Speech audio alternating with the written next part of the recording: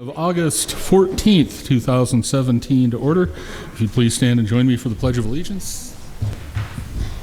I pledge allegiance to the flag of the United States of America and to the republic that stands one nation under God, indivisible, with liberty and justice for all.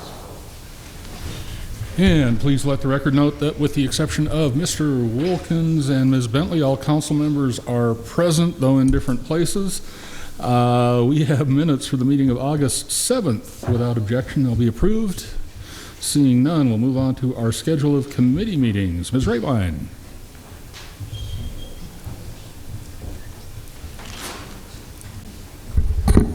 Thanks, Mayor Ingen. We have kind of a brief committee schedule this week. All these meetings are coming up on this coming Wednesday, the 16th of August. We're going to start the morning with Parks and Conservation Committee from 9:10 to 9:40. Land Use and Planning will follow at 9:45 to 10:25. Public Works will meet from 10:30 to 10:45. And Administration and Finance Committee meets from 10:50 to noon. And that's it. Thank you, Ms. Raybine. Any changes to the committee schedule? Seeing none of those, we'll move on to the public comment portion of our agenda. This is your opportunity to comment on items not elsewhere on the agenda this evening.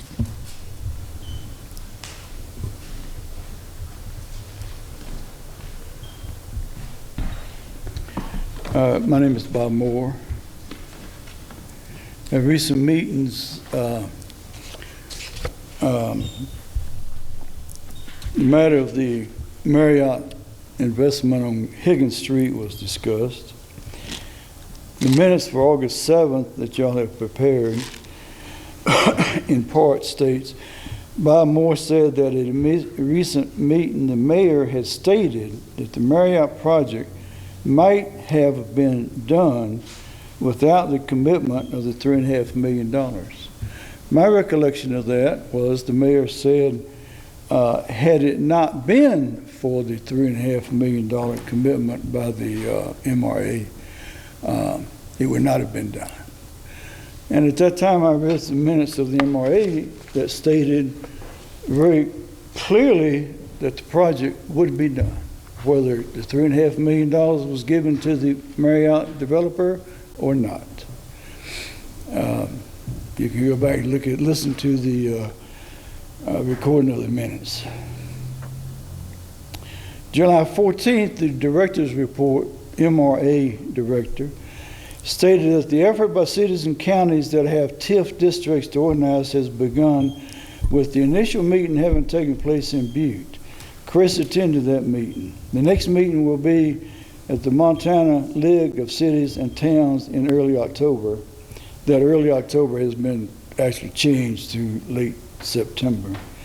And in that meeting, one of the things going to be discussed is resolution number 18, introduced by A. Hertz, and it involves TIF projects. The Legislative Council will be requested to designate an appropriate interim committee pursuant to such and such section.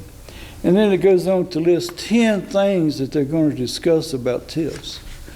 Many of them should have been discussed many, many years ago, but it's good that they're getting around to it. I'm going to read one of them. Consider whether to revise the definition of blight or the allowable reasons for creating an urban renewal district. Of course, I don't know what change, if any, will be made as of that, but I suspect that's being looked at because a lot of people are tired of the whole western outfit, western part of the country being blighted. I don't think it's blighted, just like I didn't think the shopping center was blighted. Nor do I think any of y'all thought the shopping center was blighted. Whether you wanted to give developers tens of millions of dollars is another issue. If you're discussing the issue of whether the shopping center was blighted, it was not blighted. Here's an article by Daniel McGraw, first published by Reason Magazine, January 2000. We'll save that for next week, Mr. Moore. That's 3 minutes. Here's the 3 minutes up. Okay, be sure to let me know when my time is up there. Thank you, sir. Any other general public comment this evening? All right, seeing none, we'll move on to our consent agenda. Items on that agenda were approved unanimously in council committees, and we save a little time on Monday evenings by considering these items all at once. Ms. Rabine will read the list of consent agenda items aloud, so folks in the audience and those at home will know what we're considering, and we'll take comment on these items before we vote. Ms. Rabine. Thanks. Tonight's consent agenda has 6 items. The first, as always, is to approve claims, and claims are the city's accounts payable. And we're approving those in the amount of $1,128,816.35 for checks that are dated tomorrow, August 15th, 2017. Number 2 is to confirm the mayor's appointment of Corey Simonson to fill a vacated term on the Bicycle and Pedestrian Advisory Board that commences immediately and expires on September 30th of 2018. Number 3 is to adopt a resolution approving an infrastructure loan from the Montana Board of Investments, affectionately known as MBOI, to the City of Missoula for Consumer Direct Grant Creek Campus, LLC, otherwise known as Consumer Direct, in the amount of $1,999,920, and approve and authorize the mayor to sign infrastructure loan agreements and all ancillary documents necessary to complete the transaction. Number 4 is to approve and authorize the mayor to sign an agreement with Miller Creek Reforestation in the amount of $41,857.35 for forest thinning on Mount Sentinel. Number 5 is to approve and authorize the mayor to sign an agreement with Watershed Consulting in the amount of $17,600 for forest thinning on Mount Sentinel. Number 6 is to approve and authorize the mayor to execute an agreement with Montana Fish, Wildlife, easy for me to say, Montana Fish, Wildlife and Parks, accepting recreational trail program grant funds in the amount of $50,000 to fund the trail engineering and construction for the Syringa Park bike skills facilities. Thank you, Ms. Rabine. Are there questions or comments from council members? Seeing none, anyone in the audience care to comment on the consent agenda?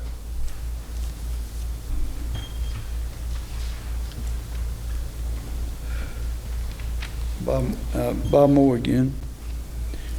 In that list of accounts payable, there's about $97,000 to attorneys. I suggest that the council ask the in-house counsel to do some of this work and try to save a few dollars of the taxpayers' money. I think we've paid enough to the lawyers to complete the buying of the Mountain Water Company. Thank you. Anyone else on the consent agenda? Mr. Ramos. Jesse Ramos, 425 Whitaker Drive, City Council Candidate, Ward 4. I'll get this right eventually. I was actually going to comment in the general public comments, but I missed the boat on that. But it's just quick here. I just want to say that we've had a contentious last several weeks, and we've all gotten a little passionate. But I was very encouraged last week when you all sent the cemetery issue back to committee. And excuse me, I truly hope that in the future you decide to reject this proposal. And I know that I've been among the many who believe that you don't really listen to the citizens, but last week you proved us all wrong with that. Sometimes I do feel like maybe you guys have lost the point of view of the taxpayer. And So, Mr. Ramos, unless you have something on the consent agenda, you've lost your chance. Oh, all right. Well, thank you. Thank you. Anyone else on the consent agenda this evening? All right, seeing none, any comments from city staff, agencies, boards, commissions, authorities, or the community forum? None of those this evening. We do have a special presentation. That's the Arts Missoula presentation. Point of order, Mayor Engen. Oh, I'm sorry. We didn't do the vote on the consent agenda. We didn't vote, did we? I'm just in a hurry because it's so nice outside, apparently. And you can my breathe apologies. outside. We'll have a roll call vote on the consent agenda. We can breathe outside. It's wonderful. On the consent agenda, items 1 through 6. Armstrong. Armstrong votes yes. Cares. Cares votes yes. Dabari. Dabari votes yes. Heddle. Heddle votes yes. Hess. Hess votes yes. Jones. Jones votes yes. Marler. Marler votes yes. Swaney. Swaney votes yes. Von Lossberg. Von Lossberg votes yes. And West. West votes yes. Would any of you like to change your vote? That is, let's see, 10 ayes and 2 absent. And the consent agenda is approved. There still aren't any comments. We'll move on to our special presentation item, which is the Arts Missoula presentation on the economic impact of nonprofit arts. And with presentation this evening is Mr. Benson.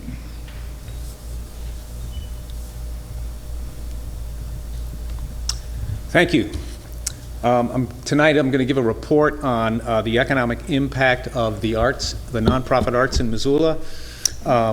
This was a report, a national report from Americans for the Arts, a national arts advocacy group out of Washington, D.C. They released this report in June, and this is called Arts and Economic Prosperity 5, the economic impact of the nonprofit arts and cultural organizations and their audiences. And as it says in the title, this is the fifth such study by Americans for the Arts, and Missoula has participated in all 5 studies going back to the 1990s.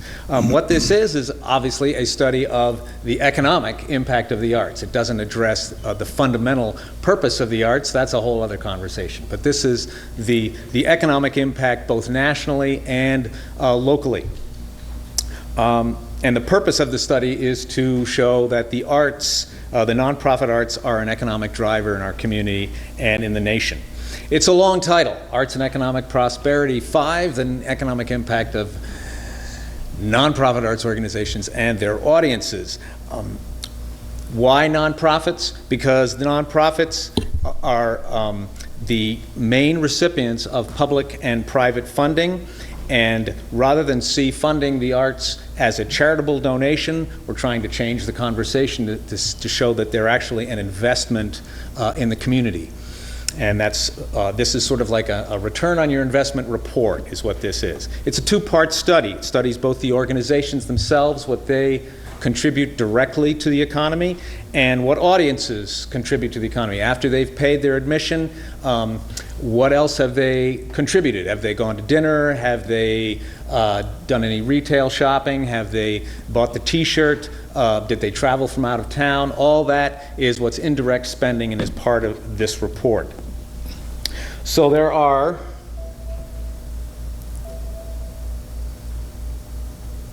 I'm not quite sure how to advance this. There we go. I'll just do that. Thank you. 341 study groups in this study nationally across the country, and Missoula is one of those. And that's everything from small communities of 1,500 people right up to some of our largest cities of 3 and 4 million. It also includes counties, multi-county regions, as well as many state arts agencies did that. As you can see from the map up here, Missoula is one of the reasons why they can say all 50 states participate. And in the future, I hope we can get more participation from our region.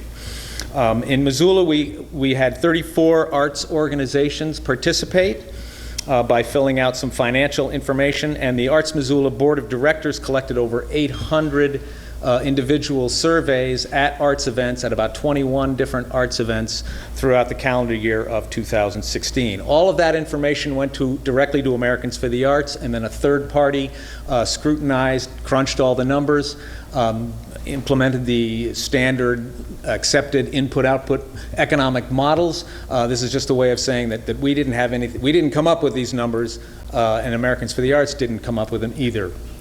Third party came up with that. And it's a conservative approach. So that means that if only 50% of a certain group participated, that's the number they take. They don't estimate what the other 50% would have had as well. Nationally, the nonprofit arts are a $166 billion industry. That's a very large number that I can't really quite grasp, but I can grasp the Missoula study. The Missoula portion of that shows that it is a $54 million industry in Missoula. That too is a very large number, and I'll try to go through some of that to sort some of that out. That includes the $20.4 million that is direct economic input by the nonprofit arts organizations, and $33.6 million from the audiences, and that's, as I said, after they've spent admission. And that 60-40 split between audience and organization pretty much mirrors what the national study found as well. So Missoula was not an outlier in that. I was happy to see that. So who are these nonprofits? Well, we know who so many of them are. There were, as I said, 34 nonprofit arts organizations that participated in this study, and many of them are listed right here with the backdrop of the River City Roots Festival, which was one of the arts events that we interviewed candidates for. In addition to that $54 million, this report identifies 1,913 full-time equivalent jobs through the nonprofit arts. And when I looked at that number, I said, well, that's a good-sized number. What does it mean? So I did a little research and looked at what are recognized as the two largest central industries in Missoula, the hospitals and the University of Montana. And what I got sort of generally from the University of Montana has about 1,400 FTEs and faculty and staff. And the two hospitals combined have about 2,300. So this is the first time that I can remember that you can talk about the St. Patrick Hospital and Community Hospital and the University of Montana and nonprofit arts in the same sentence in terms of job industry. So that's very encouraging for jobs in Missoula. Also represents $39.2 million in individual household income, salaries and wages, and $4.4 million in state and local revenue. That's money that's coming back to the state and local through taxes.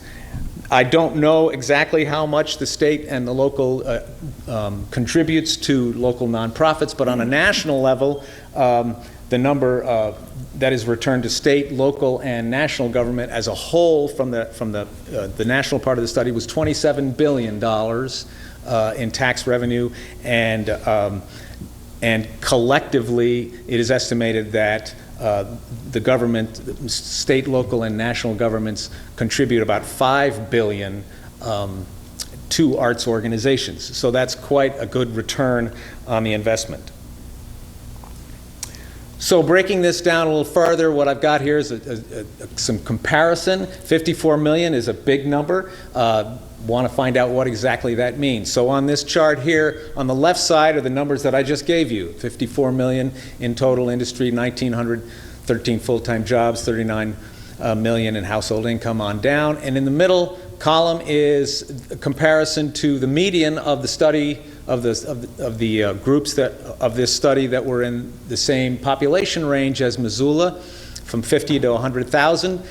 And when you take a look at that and compare that, then you begin to understand how important this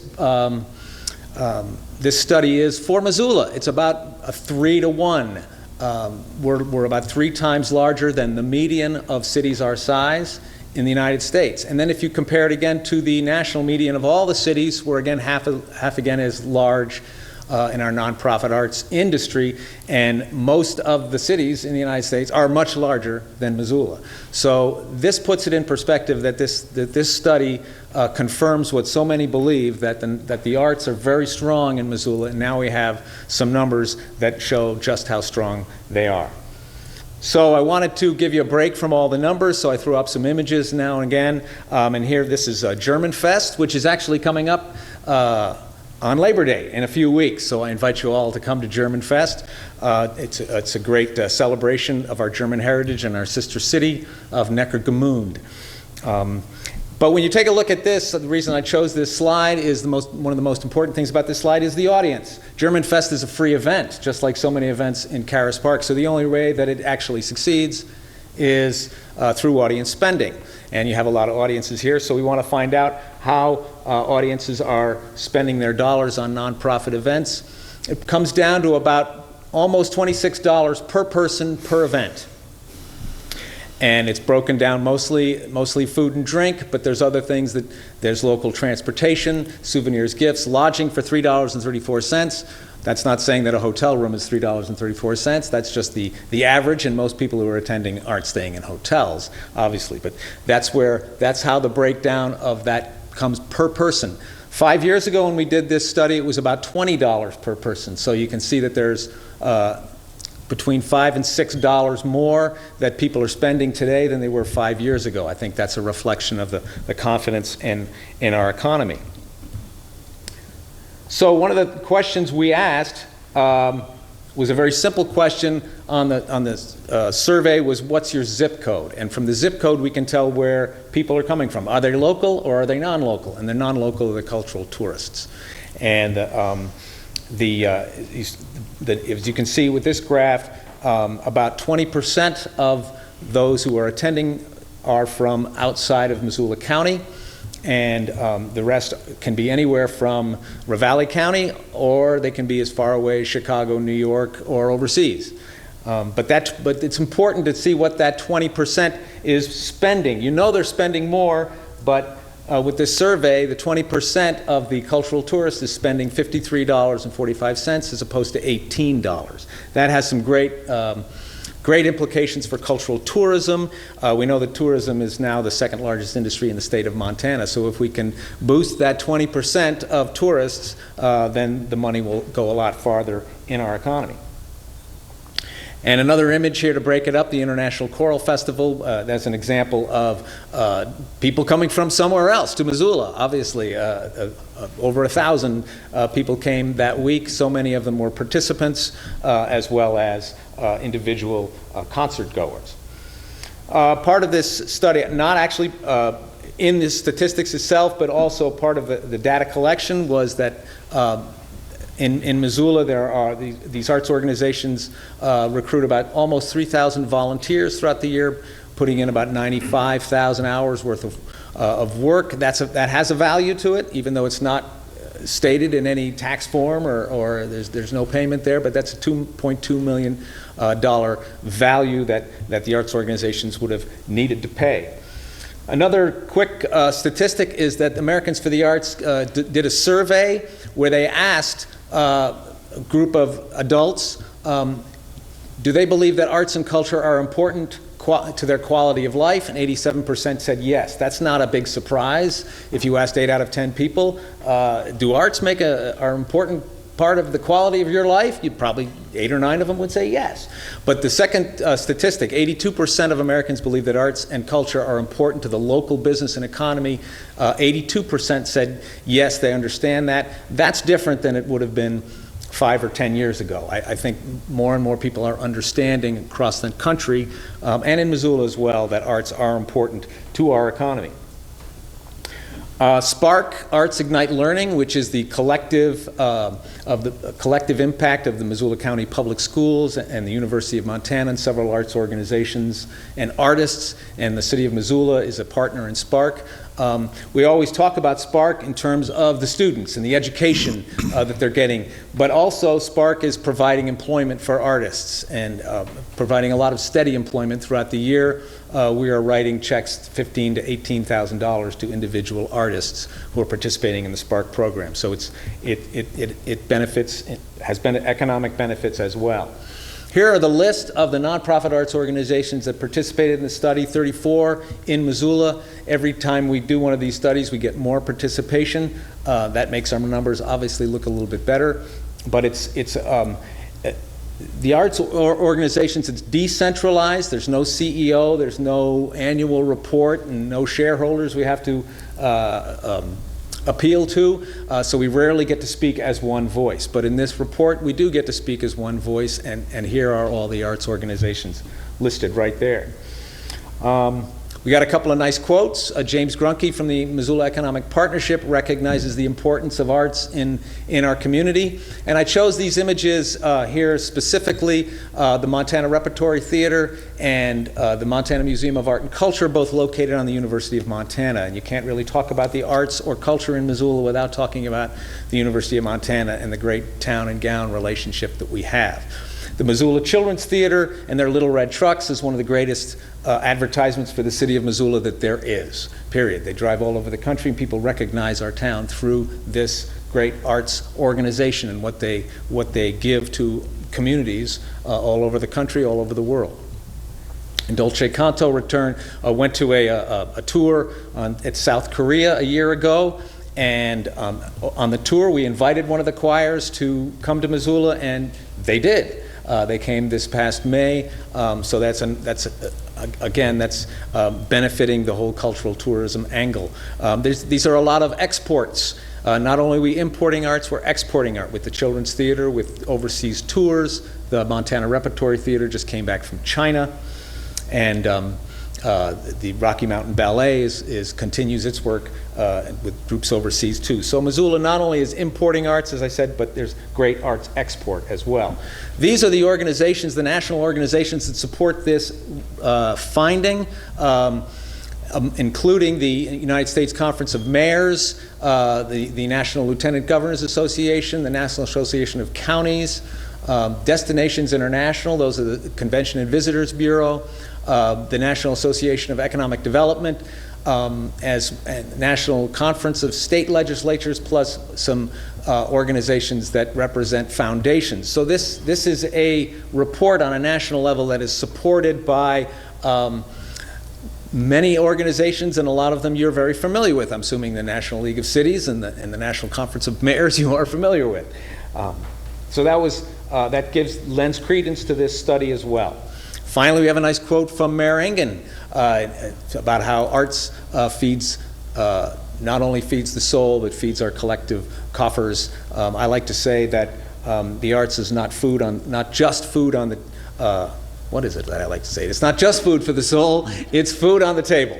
And finally, the last word, Americans for the Arts, their tagline is "The arts mean business." You can see the full report, the national report, at americansforthearts.org. You can see the Missoula portion of it at artsmissoula.org. And I want to thank all these organizations and businesses that supported this, including the City of Missoula, for all of your assistance.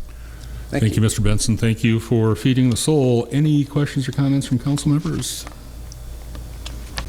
All right, thanks again, Tom. Appreciate that. We will move on to the public hearing portion of our agenda, state law and our own rules. Set guidelines for inviting comment on a variety of issues in a formal way. Following a staff report on each of these, council and I will invite comment. Council typically votes on the same evening as a public hearing unless one council member elects to return that item to committee for further consideration. We'll take these in order, beginning with a rezoning request at 1541 South 3rd Street West. And our staff report this evening comes from Ms. Baker.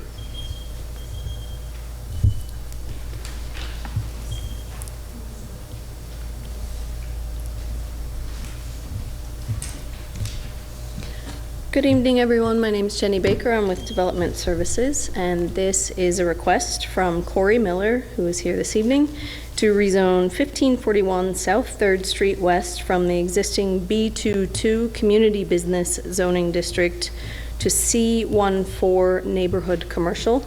This rezoning will result in a standard zoning district under Title 20, which can't be conditioned. This is where the property is located. It is on 3rd Street across from the Good Food Store. It's just west of Russell, and it's on the south side of 3rd. Here's a closer view of the parcel. You can see that towards the front there is a commercial building, and there's one accessory structure, which is what you can see sort of towards the back. That is a 3-stall garage. The area beside that is, or in front of that rather, is paved parking, and there is also at the back of the lot an irrigation ditch. And the ditch doesn't run on the property, but the embankment for it is adjacent to the property. The surrounding area has a mix of residential and commercial uses. The parcel to the left, this one, is residential. It's a 4-unit apartment building, and then to the right is a commercial lot that has 2 billboards on it. The applicable land use, the applicable regional plan is the Our Missoula Growth Policy, which recommends a land use designation of community mixed use in this area. The community mixed use designation is applied to areas with high intensity commercial uses serving general community needs with high density residential intermixed.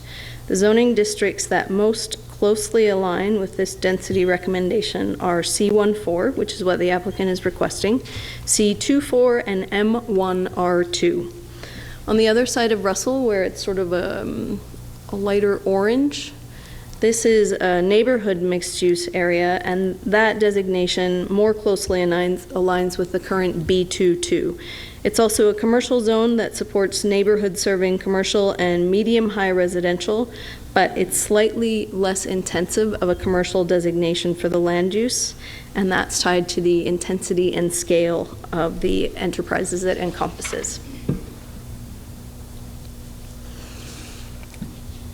This map shows some of the current zoning. The parcel that we are talking about is in yellow. It's part of a B22 stretch on the south side of 3rd.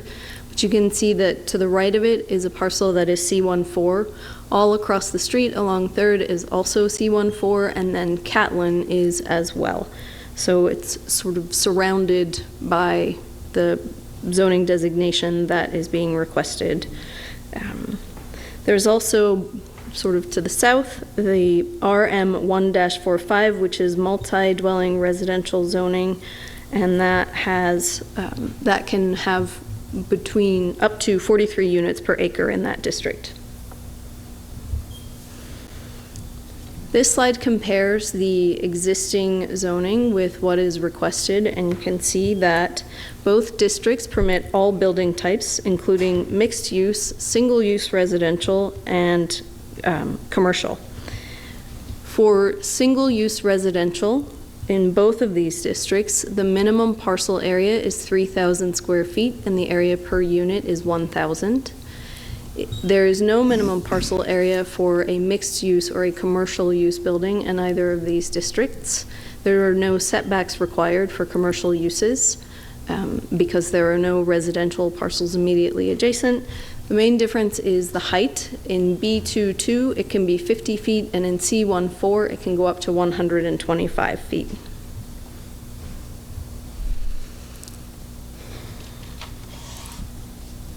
Many of the standards, as you saw, are the same across the two zoning districts, but there's a difference in the number of uses permitted by right and those that could be approved conditionally by council.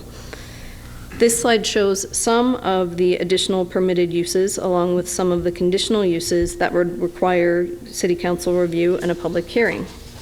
The applicant owns a building maintenance service which would be permitted by right in this location if the rezone to C14 is approved. The greater number of permitted uses is the reason for the applicant's request, as it would benefit one of his businesses and also increase the possible uses for any potential future buyers. I'd also like to note that the size of this parcel is 7,400 square feet, so it's not really gigantic, and that would preclude some of the more intensive uses that would be allowed by the rezone, such as a medium-sized sports venue or entertainment venues. The size of the parcel would also probably limit the height, and I don't think you would probably get to the full 125 feet. These are some pictures of the buildings that are currently on the parcel. At the top, you are looking at the west elevation of the building, and then the bottom shows you the front when you are looking at it from 3rd Street. Here you can see the accessory structure at the back of the lot, and then the east elevation is sort of the other side where there's a little parking pad.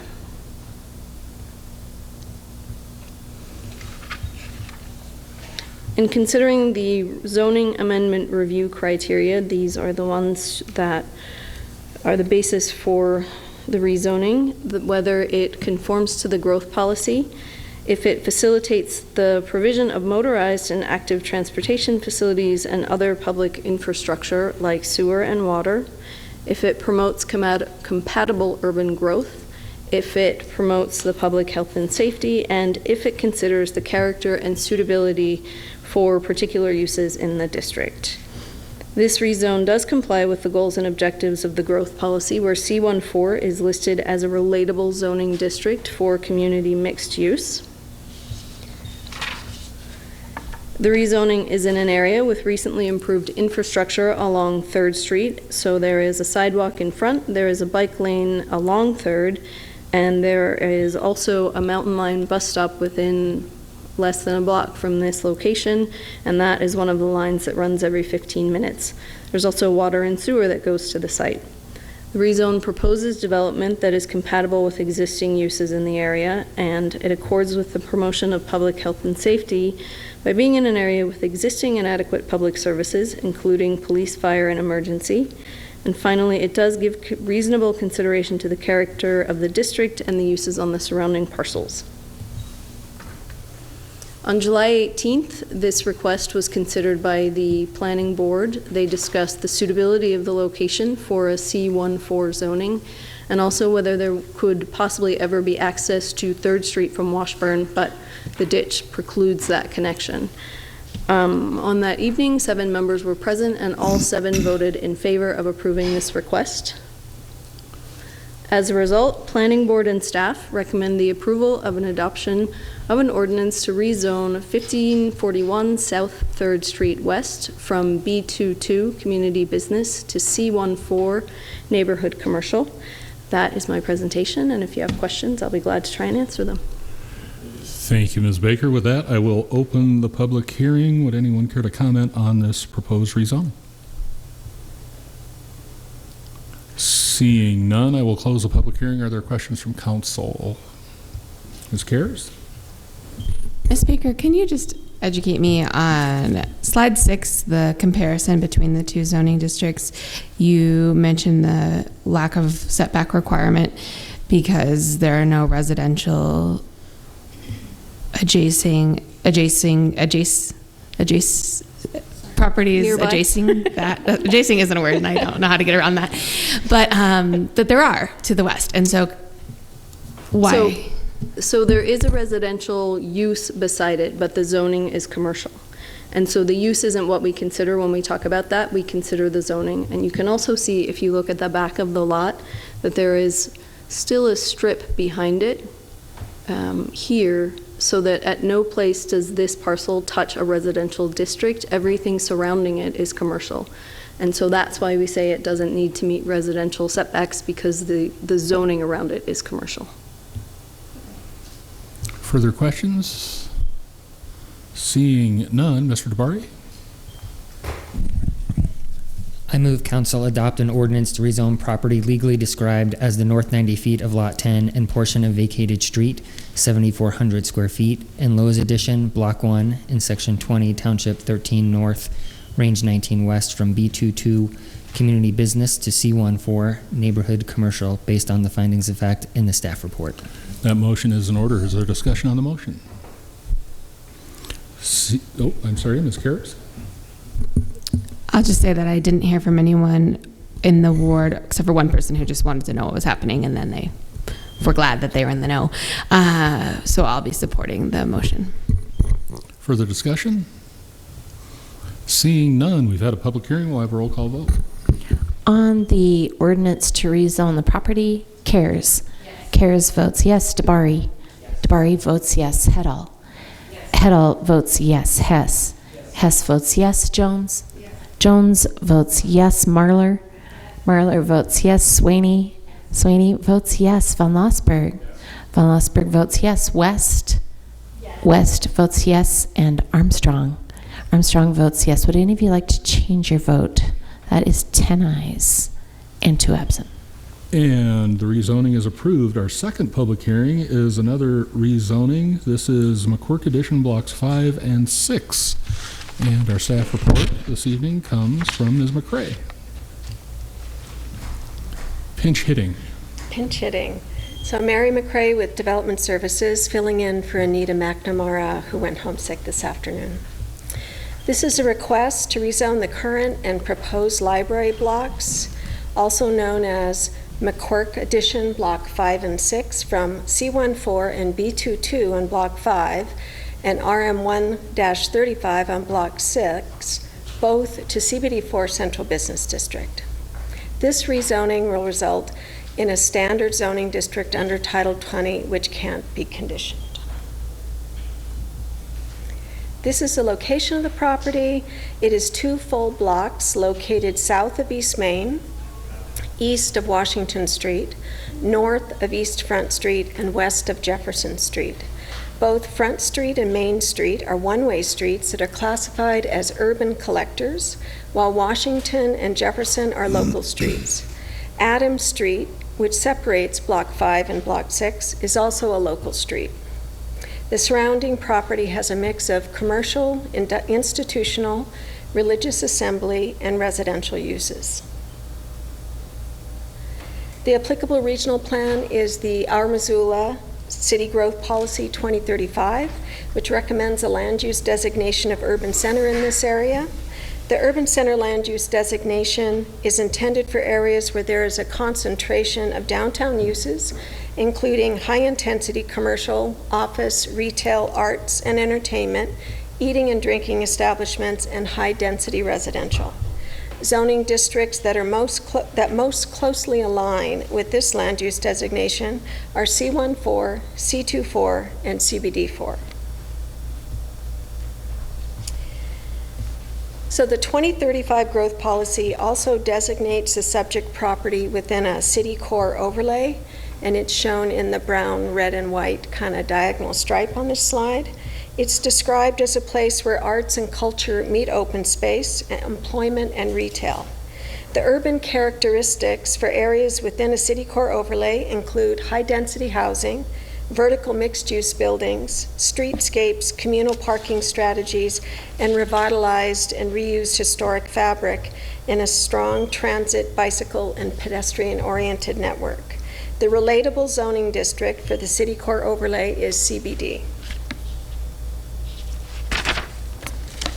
So this is the area zoning map, and it shows some of the zoning districts in the area around both blocks. The red is CBD4, the pink is C14, the blue is B22, and the yellow-orange is RM135. The RM135 is a residential area that allows as many as 43 dwelling units per acre. This is a close-up of the zoning map, and it shows Block 5. It's split zoned C14 and B22. That's the block with the current library. The area abutting this block to the west is CBD, while across Front Street to the south is also CBD. Block 6 is to the east. It and other properties are zoned RM135, and the north is RM135 and C14. So under the current zoning, both commercial and residential uses are permitted. Mixed-use development has no minimum parcel area size or parcel area per unit, and there are no setback requirements, and the maximum building heights are 125 feet for C14 and 50 feet for B22. So this is the current zoning map for Block 6. It's located in it is zoned RM135, and Block 5, which is zoned C14 and B22, is to the west. To the south, properties are zoned OP1 and RM135. And to the east, the properties are RM135, and to the north is C14. So it's on the edge of the RM135 zoning district. Under the current zoning, all residential building types are allowed. Limited commercial uses such as office, personal improvement services, etc., are allowed with conditional use approval only. Both blocks are within the downtown master plan. It's the vicinity plan, applicable vicinity plan. Block 5 is highlighted as being within the downtown master plan arts and cultural subdistrict, of which the public library is an asset, along with the Missoula Children's Theater, the Missoula First Methodist Church, and the Elks Club.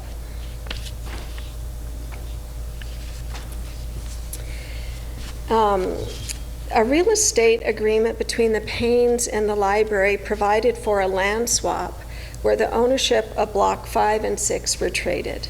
The agreement allows the library to remain downtown and continue to operate in its current location while construction of the new library takes place. This slide has photos of Block 5 with the current library and what's across the street and adjacent. So the north side of Main Street across from the library is on the upper right, and the south side up front across from the library has the new student housing project. And these are photos of Block 6. Block 6 currently contains multi-dwelling and single-dwelling houses that'll be removed, and this is the site for the future library.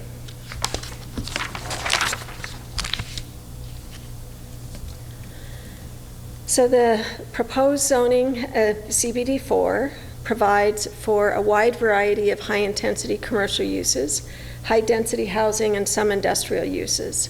Permitted uses in the CBD4 zoning district closely align with the uses and activity level described for the urban center land use designation in the growth policy. And the CBD4 is a standard zoning district in Title 20, so with the yearly updates at Title 20, the list of permitted uses is revised to include new uses. Next, we'll look at the zoning amendment review criteria. These 5 criteria address whether the proposed change in zoning is in accordance with the growth policy, facilitates the provision of motorized and active transportation facilities and other public infrastructure like water and sewer, promotes compatible urban growth, promotes public health and safety, and considers the character of the district. The proposed rezone complies with the goals and objectives of the growth policy as well as its land use designation for this area of urban center. The rezoning is in an area with ready access to adequate motorized and non-motorized infrastructure, along with existing sewer and water access. The rezone proposes development that is compatible with urban growth in this area. This accords with the promotion of public health and safety by being in an area with existing and adequate public services, including police, fire, and emergency services, access to water and sewer, plus proximity to schools, parks, Missoula's trail system, and other public amenities. The rezoning is suitable for the subject property and gives reasonable consideration to the character of the district and the uses on surrounding parcels. The Missoula Consolidated Planning Board considered this request at its July 18th meeting. Topics of discussion centered around the recommendations from the downtown plan for this area, the City Parks Agency comments, the demolition of the buildings on Block 6, and the unknowns of what the development will occur on Block 5 in the future. Planning Board, with 7 members present, voted unanimously in favor for both motions. So Planning Board and staff recommend approval of the request to rezone McQuirk Edition Block 5 from C14 Neighborhood Commercial and B22 Community Business to CBD4 Central Business District, and approval of the request to rezone McQuirk Edition Block 6 from RM135 Residential Multi-Dwelling to CBD4 Central Business District. And that's the end of my presentation. I'd be happy to answer any questions. Thank you, Ms. McCray. With that, I will open the public hearing on this request to rezone. Anyone care to comment on the request?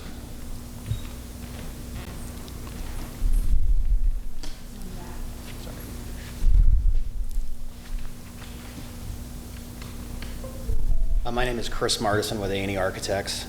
Tonight, we'd just like to give you all an update. I think from our meeting on Wednesday, there probably wasn't enough clarity to what the direction or the concept was for Block 6, so this brief presentation is going to be kind of our concept for how this block is going to abut the adjoining zoning districts. And of course, this is the Block 6 where the new library is proposed or planned to be built.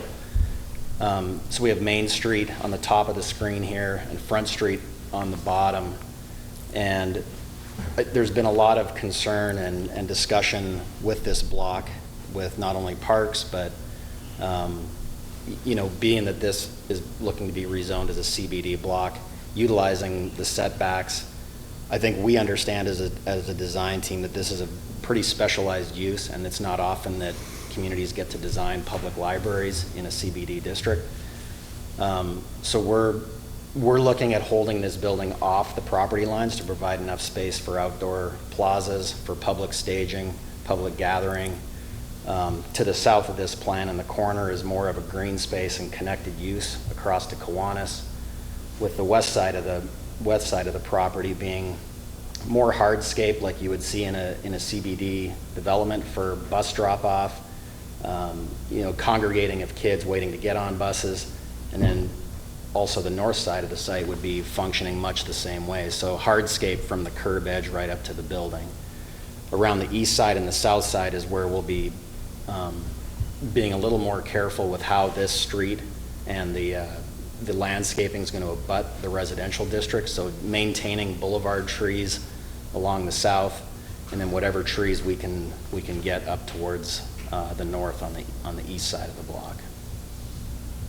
Anything you want to add there? Yeah, my name is Brandon Prinzing with A&E Architects, and I'd just like to reiterate this is a very kind of first pass on a site plan that we're continually engaging conversation on how this site is developed. Thank you. I'm Rita Hinkle. I'm Chair of the Board of Trustees, and I'm just here to answer questions that you might have about our plans for the library. Thank you very much. Anyone else this evening on the request to rezone? All right, seeing none, I will close the public hearing, and I will I'm sorry? Oh, I'm sorry, please. You need to come to the microphone and tell us who you are for the record, please. Yeah, you sort of do. It's okay. Okay. All right. With that, I will close the public hearing. It's not that scary. I'll close the public hearing and entertain questions from council. Mr. DeBari and I talked earlier. We're happy to expand the questions a little bit, though this is a zoning issue. I think there were some questions about the massing of the facility with regard to the public spaces. So if there are questions about that and folks here can answer those, we'll be happy to entertain those as well. Mr. Hess. Thanks. I have I appreciate the remarks you just gave, and I appreciate Mr. DeBari's take on that, and recognizing that this is a zoning issue. I have several questions and suggestions about the site design process, but my question at this point is, can you describe the process that you will go through to solicit community engagement throughout the design process? Hi, this is Brandon Prinzing with A&E Architects again. Moving forward, we're having another public meeting in September to solicit continuing public comment. We've had 2 public meetings in the last 3 or 4 months that are publicly noticed at the library, so we encourage anyone to come with those comments as citizens. Our door is always open, and we're happy to take comments. I think we're, as a design team, trying to hear from all parties, whether it be transportation, pedestrians, cyclists, the whole community. This is a public building, so we take that process very seriously. And so there are many voices in this because it's a collective whole, and so we're just trying to do our best to do that. Yeah. Mr. Bari? I have a question for Ms. Hinkle, if that's possible. So, I had an opportunity to take a look at, it's kind of a long title here, Financing and Construction Maintenance Agreement. Mm-hmm. And in there are some distinctions regarding project funding. And one of the distinctions is severable project costs. And I just wanted to ask you if what we just saw from both Chris and Brandon, if funding for the concept that they just illustrated to us is a part of those severable project costs, or if they're included in the hard part of the budget. The severable, as far as the partners that we're having come in?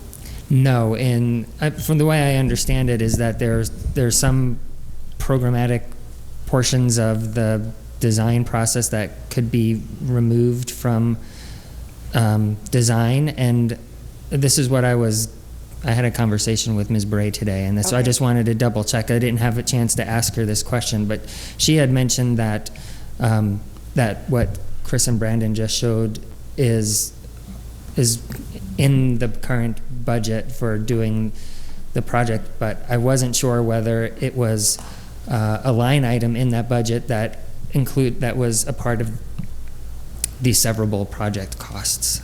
And I'm not sure, do you guys? This concept for the landscaping plan is in the overall project budget. It's what's being managed at this time. There are square footage allowances for all the hardscapes, the trees, the sidewalk development, and the landscaping. So when you say severable project costs, what are you referring to? Like furniture? No, there's, I'd have to go find it in the document, but let's see.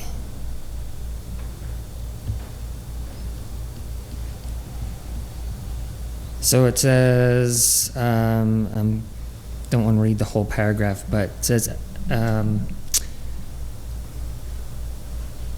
the architect and the construction manager to design a new library building resulting in total project costs of $35 million with at least $2 million of such amount consisting of severable project costs. And what I interpreted this as being is that was sort of $2 million in project costs that might be extracted from that 35, or maybe if the project was 37, that those $2 million would be removed to get it to the $35 million number. And so that's why I just wanted to try to get a sense of how hard in the budget is the concept that you showed us in trying to develop that kind of public space that we were talking about. Our budget for this project is $35 million. I mean, we're not going to 37 with cutting $2 million out. $35 million is the max. We are carrying contingencies at this point that exceed $2 million. So as we get further into the design, those contingencies will go down. So we are managing the contingencies as this process moves forward. Okay, so I guess part of the answer that you gave early on is that the funding to do what you just showed us in the concept plan is hard in the budget. Without a doubt. Yep. Yep. Great, thank you. Further questions? Ms. Jones? And I've got you, Brian. This is for the library team, whoever can best answer it. And thank you for indulging us to broaden the scope a little bit to just get a little bit more information tonight. I appreciate that. And I guess as I was thinking about this over the last few days after the Wednesday presentation, my focus was kind of turning to parking, sidewalks, trees, the boulevards, the walking experience. And it really helps seeing the project in a little bit more detail, because I think you're going in the direction that I was thinking in. But my question is that I'm hoping, well, I guess to preface it a little bit, I think from my experience on council, there's so many resources within the city staff in terms of holistic planning for the downtown that is going on these days, and also how to create that inviting pedestrian experience. And then you have this unusual anchor that's going to really change this neighborhood, yet it's melding in with residential. There's just a lot of things going on. So my hope is that as you go through this design process, you will continue those collaborations and discussions with the city staff to see their big picture as you get down to your smaller picture, and just get it to the best place possible. And is that your hope as you continue on with this? I can answer it. This is Brandon Prinzing again. We have, we feel, engaged the city on multiple occasions, from meeting with the building department to talk about code review of the building design, to having what you all call as a DTR meeting, a design technical review meeting, where all parties within the city come in one room and discuss everything from parking to engineering to the project as a whole. So public transportation and so forth. So we'll continue to have those meetings and engage in that. So yes. And maybe I'll add one other thing about we feel that this rezoning discussion tonight really comes down to the rezoning discussion. These discussions about how it actually gets designed on Block 6 are continuing and evolving and changing, and we're not there yet. This is a concept, and we'll get there. So the discussion really tonight should be about whether it's CBD zoning right for these two blocks. Mr. Von Lossberg. Thanks. Perfect segue from those comments. I was just hoping we discussed this in committee, but it's probably valuable for the public, and maybe this is best directed to Mr. Nugent to just explain the applicability or lack thereof of zoning action we take. It's been a good process to go through, and I'm glad we're going through it, but I think it's probably good for the public to understand the inapplicability of the zoning to the library entity. Would you care to take a stab at that, Mr. Nugent? Pardon my inartful phrasing if I did that. No, I get it. The library, the public library, originally, where the existing one is, community hospital used to be there, and the city and county ultimately ended up being the owners of the property, and the library was built with bonds and funds that were through the county, and then there was a shortage of funds, and the city and the county each contributed an equal amount to wrap up getting the library constructed. So it's a city government building and a county government building. It's kind of the land, mixed together, the land and the public library are a community, but it's part of local government. The same with the land swap. It's still going to be part of local government as a public library, and the county commissioners primarily appoint the board of directors. I think the city has one appointment to the board of directors. Pursuant to Montana state law for municipal zoning, state and local government agencies are not subject to zoning regulations, but they do work with the planners and the planning staff, and I think there's a lot of good suggestions that probably go back and forth because the planners, of course, have a real pulse for the community and where they'd like to try and help direct and the issues that they'd like to see addressed, such as parking and the transportation and that. But ultimately, they aren't subject to zoning for purposes of the zoning, and then also the voters voted this location in, and so neither of the local government bodies could undo that vote. Further questions? Ms. Karras? We've talked a lot about Block 6 and not so much about Block 5, and I understand Mr. Prinzing's comment about intentions for land use are not exactly applicable in a zoning conversation, but they are relevant and they do come up and come to mind. And I was wondering, maybe Mr. DeBari could help address, we haven't heard anything about what might happen on Block 5, and we won't for a while because the library will be there for 2 more years. And how are you thinking about Block 5 and what it'll look like and when we'll know about that? And comments appreciated. Sure. And, we talked a little bit about this at the Wednesday meeting, and it's obviously less clear what's going to happen in the future with Block 5. But from my perspective, I'm actually put a little bit at ease by the amount of time that the library is going to be occupying that parcel, because it gives the community a chance to continue the planning efforts that they've been doing downtown. So we'll have a chance to initiate and hopefully get through a new downtown master plan. And I think some of the questions that we've asked regarding both Block 5 and Block 6 in this rezoning will prompt additional efforts with regard to streetscape design guidelines or standards and how they might be incorporated into our local zoning or Title 12. And I also think that there's going to be some opportunity with the Nori Winter Design Excellence Project to put some suggestions forward to the community on how we want the form of different community buildings to look. So I think the amount of time that we have available that the library is going to be continuing to occupy Block 5 will give the community some time to work through this planning process and articulate better what its vision may be with regard to not just building design, but how buildings interact with the community around it. And so, as I said, well, maybe I said it on Wednesday, I was a little bit concerned first at how Block 5 was going to go But I'm more put at ease by having a chance to talk to the Downtown Association folks and get a sense that I think we can work together towards putting the right kinds of guidelines or standards in place that will help better define what we're interested in seeing as the urban core continues to develop. Further questions? Seeing none, Mr. DeBari.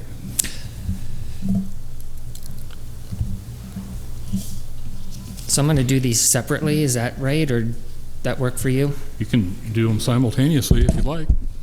Okay, so I guess I'll just read them separately, but together, rather than voting on them separately. I move we adopt an ordinance to rezone Block 5 of McQuirk Addition, that's 1.09 acres, the current public library in Section 22, Township 13 North, Range 19 West, and from C1-4 Neighborhood Commercial and B22 Community Business to CBD4 Central Business District, based on the findings of fact in the staff report. And further, I recommend council adopt an ordinance to rezone Block 6 of McQuirk Addition. I don't think the blocks are the exact same size, but it says they are. 1.09 acres, the future public library in Section 22, Township Range 13 North, Range 19 West, and from RM 135 Residential 1 multi-dwelling to CBD 4 Central Business District, based on the findings of fact in the staff report. And may I speak to that for? Those motions are in order, Mr. DeBari. So I really appreciate the conversation that we had on Wednesday, and I also really appreciate the fact that what we're doing here tonight is looking at the rezoning request on its own merits, and I feel that that the rezoning requests do have merit, that this part of the urban core should be zoned central business district and should continue to expand the commerce that we do, and I guess the social interactions that we do in the downtown. I think it fits with that. I think it, as I said just briefly a minute ago, I think it raised a lot of questions about how we want different developments and land uses in the urban core to function in the community and provide the kind of interaction with the streetscape and transportation and a whole host of other things. So I really appreciate you bringing, this is to the architects and to Ms. Hinkle, bringing the site design forward this evening. I think it gives us a good idea of the aspiration that we're looking to achieve. It's good to understand that there's funding in the budget to achieve that.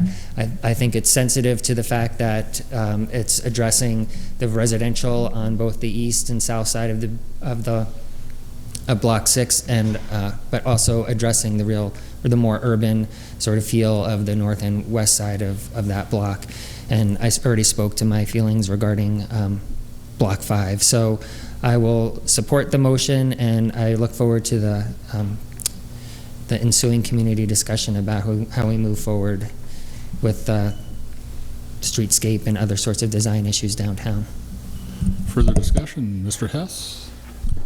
Thanks. I'm supportive of the motion.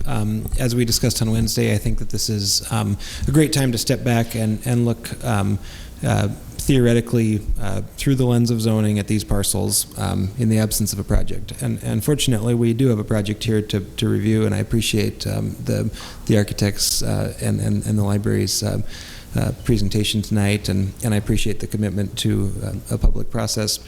But in terms of the character of our downtown, this area to me very well fits. The projects permitted under a central business district designation fit well within these two blocks. Relying on our planning documents, our downtown master plan, and the arts and cultural district listed in the plan, and our other planning efforts as well, I think it's very reasonable to approve the rezone, and to continue the thoughtful expansion of our vibrant downtown. So I'm very supportive. I look forward to the future process, and thank the library team for their efforts to date. Mr. Von Lossberg. Thanks. I'm supportive of the motions. Largely echo the comments from my colleagues. I wanted to just underscore I'm the council liaison to the Downtown Master Plan Implementation Team, and as I need to get in the habit of that, Dr. Dabari alluded to, that team is going through the process, the early stages of the process, to look at updating the Downtown Master Plan. That's been a critically important document guiding what has happened downtown thus far very successfully, and there's every reason to hope and expect that it will serve that purpose going forward after a substantive update. And I think this dovetails, what we're considering here dovetails nicely with that process. Just very basically, it makes a lot of sense for these two lots, these two areas to be zoned CBD. I would simply add, I'm heartened to hear from the design team from the library the important consideration to the residential area to the south along Front Street. As one of the council representatives for that area, as I say a lot these days, we're going through a lot of growth. It's dislocating to people, and I appreciate you being sensitive to that residential area there with the design. And lastly, just want to thank you for going through the public process, despite, as Mr. Nugent explained, the fact that the library as an entity is not subject to the zoning. It's really important to go through this process, and I appreciate that you're going through it. Thanks. Further discussion? Ms. West. All right, so I am somewhat reluctantly going to support this, primarily because I feel like the voters voted for this, and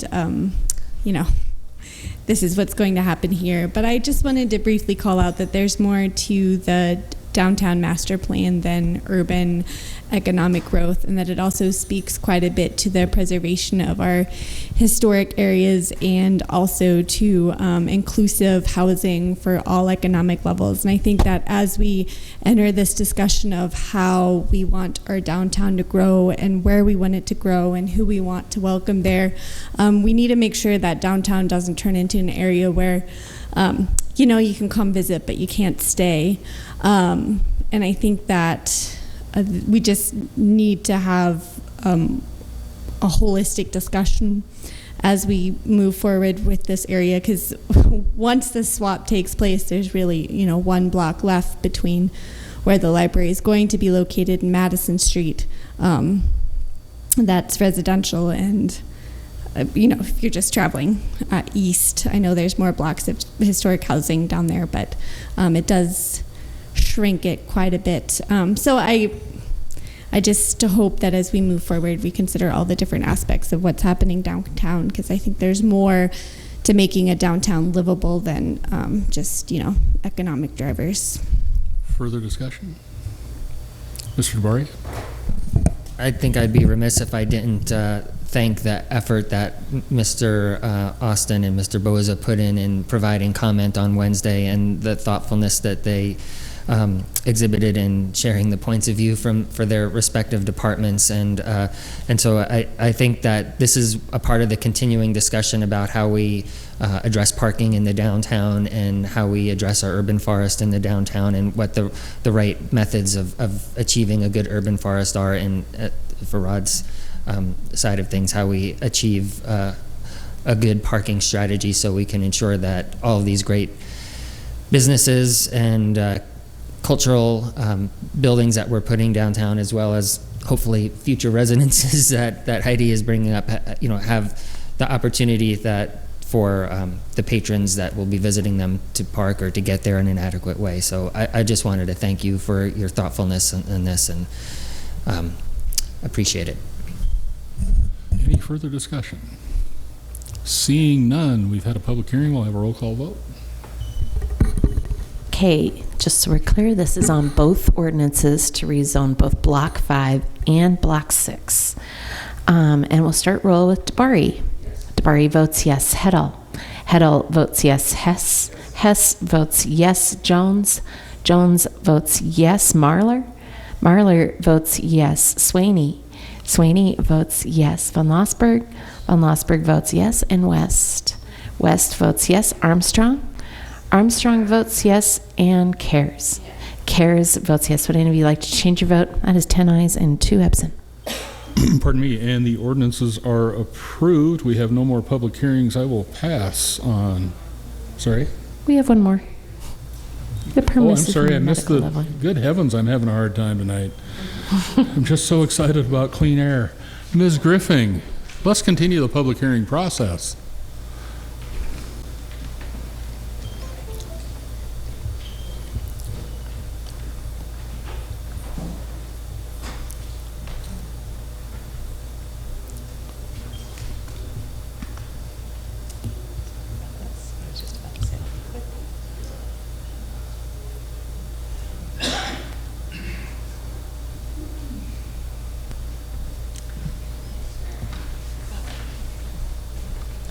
Thank you. I will try to be quick so we can get to that fresh air. Tonight, we open the public hearing on the permissive medical levy. According to Montana law, a local government can levy for the increase in costs of health insurance outside of its mill levy cap, and this is called the permissive medical levy. And this is one levy that requires a public hearing that we're opening tonight. For fiscal year 2018, the city is experiencing a 5% increase in the health insurance premiums, a portion of which is proposed to be funded through the permissive medical levy. The amount of the additional dollars to be levied is $326,854. However, since the city received a higher than expected mill value, the city can raise this additional revenue and still decrease mills slightly, 0.3 mills or negative 0.11%. The second slide, I apologize for the small numbers, shows our mill levy comparisons. There's no motion to approve tonight because this levy will be levied on the tax resolution that is scheduled to be brought before the Budget Committee of the Whole on August 23rd and approved on the following consent agenda. The final section here shows what those mills will be on that tax levy, with one point of clarification where the special districts, while they're shown in mills, those are dollars that are assessed separately on two separate resolutions. Thank you. Thank you, Ms. Griffing. With that, I will open the public hearing on the permissive medical levy. Anyone care to comment? All right, seeing none. Questions from council? Okay, and we have no action to take this evening, so we will move on. Once again, I will pass. We'll begin general comments from council members this evening with Ms. Armstrong, Ms. West, Mr. DeBari. I would just like to, I should have done this last week, but I thought of it after comments passed me, but I wanted to thank Sarah Cofield for the excellent updates that she's been providing all of Missoula County and probably Western Montana on air quality. I appreciate her sense of humor and the thoroughness that she's been doing that. So just a shout out to her. Mr. Hess, Mr. Von Osberg. Shout out to Emily Bentley, the good work that she and her team did at the fairgrounds. Hope she is catching up on a little bit of rest, and wanted to give a shameless plug to the good work that all the folks at Garden City Harvest, including my wife, do. Their farm party up at the Peace Farm up in the Rattlesnake is this Thursday from 5:30 to 9 o'clock. Great local food and drink and dancing and music. So please come Thursday up to the Peace Farm. Ms. Cares. I wanted to echo the fair appreciation. I was in town 3 of the days of the fair, and I went all 3 days because I love the fair, and I wouldn't have been able to go if it hadn't been free. So I really appreciate that opportunity and the chance to spend my money with the vendors, and I can't wait to hear how it went, and I hope that we can have a free fair again, but I'll go either way. Ms. Sweeney. I was able to attend the Captain John Mullen Neighborhood Council meeting with my colleague, Councilman Hess, and it was really exciting to hear the progress that they've made regarding the park in Ranch 44, and I know that Mr. Hess had shared the letter that they put together for us with their update. And I think that's an example of community members taking action for something that they view as a need or as a way to address an issue in their neighborhood. I also wanted to acknowledge I was contacted by a constituent who had expressed some concerns and wanted to make sure that as council members, when constituents call us, that we address the issues that they bring forward. So I just wanted to acknowledge that. And also on a different note, I wanted to say that racism, bigotry, and discrimination exist in our nation, in our state, and in our community, but so does love. I believe that love lives here in Missoula. I want to acknowledge Missoula Rises and all of the people and organizations that helped to put together the Montana Vigil in solidarity with Charlottesville. Some of the ways our community members can become involved are through the Montana Racial Equity Project, Montana Human Rights Network, the Native Youth Leadership Alliance. There's also opportunities coming up. On September 15th, there is Race in Montana, a community forum. October 7th, Dismantling Hatred, Skills and Strategies You Can Use. October 13th and 14th, Empower Montana will have an advanced leadership training. And this spring, the YWCA, through their Racial Justice Initiative, will have another True Colors series. If you witness hate crimes or discrimination or bias, you can report this. Click on the Missoula, our website, City of Missoula website. Just type in hate, and there will be a report, hate crime and bias incident report. Please do something. You can take action, and we need you to take action. I believe that as individuals, it's important to do something, and I believe it's also important for our government to do something. Something that we've been working on here in the City of Missoula is to develop a human relations subcommittee to address issues of discrimination, but also to support inclusion and diversity in our community. Thank you. Muchas gracias. Ms. Marler. I want to thank Dr. Swaney for her comments tonight and for all of her work in the area of social justice. I really appreciate having you as a colleague on City Council. Ms. Heddle? I will echo Marilyn's sentiments. Thank you, Ruth. I appreciate those words.